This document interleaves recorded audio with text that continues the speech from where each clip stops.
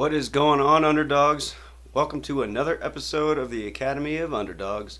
If this is your first time here, my name is DevDog, and on this podcast, I will typically bring on a friend or a new friend that I didn't previously know to sit down and have a conversation about their story or something incredible or interesting about them. I'm trying to build a community of underdogs who want to do better and be better every single day. Today I am running the show solo dolo so that I can talk about something that I believe is essential to being happy and living a life that you can be proud of. And that is communication. Everything matters when you want to communicate a message to another person and you want that message to be effective. It all comes down to timing, tone, presentation, how and why, among other things. And there's also different types of communicators that come from different personalities. So it can be a complex web, but we can also be like spiders and walk nimbly from web to web with a little practice and persistence. This is going to be a series of communication episodes so that I can keep the episodes a little bit shorter and have the information be a little bit more crisp than they would normally be whenever I have a guest on. And so hopefully I can keep your full attention. I don't want to waste any more time, so let's get into it right after we hear from our sponsors. What's up, guys? Welcome back. So, effective communication can be a tightrope to walk, depending on the audience. One misstep in the conversation can plummet into a negative argument, or just completely get off subject and 0 points are made and no solutions arise. Having good and effective communication skills, I believe, is a major key to life and success, or whatever success is to you. Effective communicators can use their skills to get things done, and if you are really skilled in communication, you can even convince people to do what you want them to do. In the book How to Have Confidence and Power in Dealing with People by Giblin, a book published in 1956, but which the concepts and principles still apply today, I quote, "All of us want two things out of life. Success and happiness. All of us are different. Your idea of success may be different from mine. But there is one big key factor which all of us must learn to deal with if we are to be successful or happy.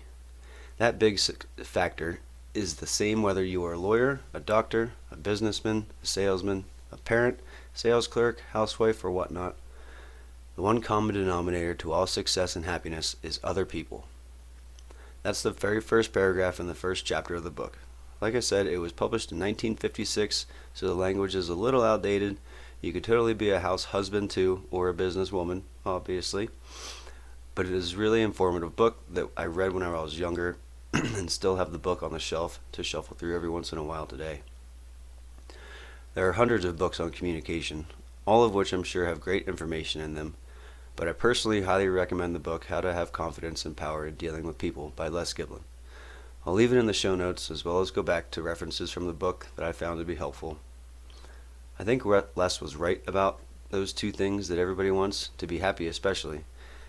If we can learn the skills of communication to effectively live our daily lives, then I think that gives us an upper hand. Because let's face it, sometimes people just straight up suck and we don't even want to deal with them. But the only way we are going to be able to do that is to become a recluse and live in a cave alone and grow your fingernails and toenails out to a ridiculous length. Everything matters when you are trying to communicate with somebody and want to get some point across. Everyday communication with your friends and peers can seem easy because you are familiar with each other. But even with our friends, it can become especially hard when what we want to say is criticizing or just not the most positive message. So everything comes down to a few different keys. Timing is the first one. When and where. We need to consider this especially if it's a touchy subject. For example, if I need to communicate to my girlfriend something particular about our house bills or our finances, I know not to do it before she's had something to eat and had time to decompress after she gets home from work. If I try to talk about finances to a hungry Jenny, I'm only setting myself up for failure. Another example could be that you may feel a coworker is stepping on your toes in the workplace and you don't appreciate it and want to say something before you build up a hidden resentment. One example of a bad or inefficient way to communicate that message to them would be to do it aggressively and in front of other coworkers. That type of situation is more likely to cause more animosity and a further divide between a helpful solution. Instead, what we could do is wait for a time when the two of you are alone by accident, or make an effort to ask if the two of you could have a private conversation. Les Giblin's 7 musts for successful criticism. Number 1 is criticism must be made in absolute privacy.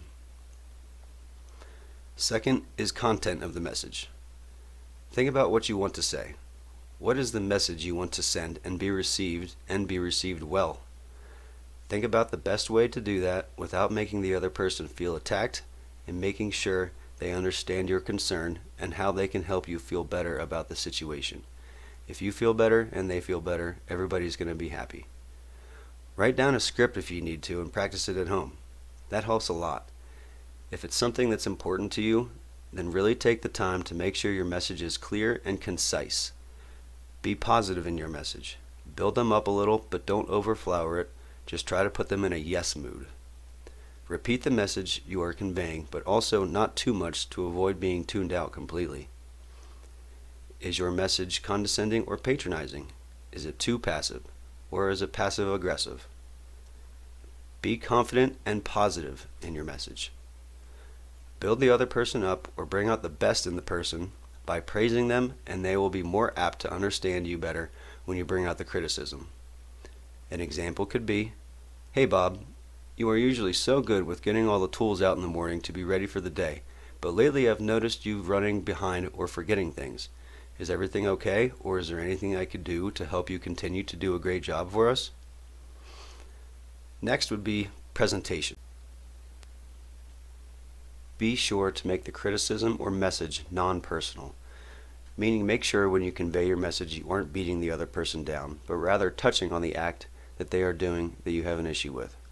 A simple example is, "This box is in the wrong place," instead of, "Why did you put this here? You know this is not where this goes."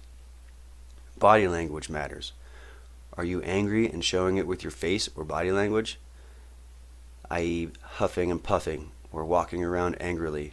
Are you tense and frustrated?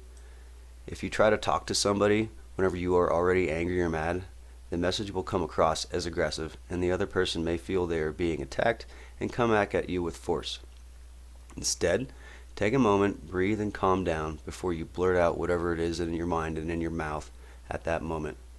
If you can respond in a calm manner, then the message will be received a lot smoother.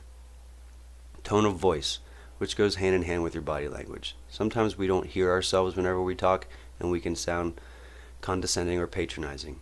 So that leads to the next: don't be condescending or patronizing, meaning don't talk down to the other person or act like you are better than them. Do be on the same level with them. Talk to them as a peer and not as a subordinate. You will get nowhere if you speak as if you are their superior, even if you are. Leaders lead by example and show they are willing to work just as hard as the people they are leading. Supply the answer to them. When you tell the other person what they did wrong, also tell them and show them how to do it right. One of the most annoying things as an employee, friend, partner, or child is whenever you don't know what is expected of them and only feel that they aren't doing it right. If there is no standard to aim at, then it can feel like you're shooting at a target in the dark. Be empathetic to them. Put yourself in their shoes and think about how this message would be well received from yourself. But at the same time, the other person is a different person than you are. You may be able to take a stern talking to, but somebody else might think of it as cruel. I know, why does everybody have to be so dang sensitive? Truth is, everybody is sensitive in some sort of way, but it's just different from your sensitivity. Nowadays, people are sensitive about people being sensitive. Like it or not, that's the truth. Know your audience and act accordingly. I mentioned this earlier, role play. Do the conversation with yourself or a friend or partner out loud. It helps tremendously. Actually role play the conversation either to yourself or with a friend, significant other, to make the actual conversation a little bit easier. If you have heard it out loud before, then when the conversation actually happens, you will be a lot more confident in your presentation. I've done this with Jenny numerous times. We practice back and forth. What the person who you want to have the conversation with, even though they're not actually there. You can come up with different scenarios of how they might respond and act accordingly whenever you actually have the conversation. It's just going to feel a whole lot better to you whenever you actually go to do it. So guys, that's just a few small snippets that I've found to be very helpful. Just simple things: timing, presentation, role playing, and content of the message. I am nowhere near perfect in my communication skills, but I still work at them every single day. Try to get a little bit better every single time. So yeah, guys, this is a short one today. I'm gonna be doing a series on communication and then some other subjects as well, whenever I can't find a guest to come on and sit down to have a conversation with. Alright guys, well that's it for me. Today is Sunday morning. Happy football day. Go Dallas Cowboys. Go Penn State. Alright, Underdawgs. Dev Dog out. Much love. Tell somebody you love them today.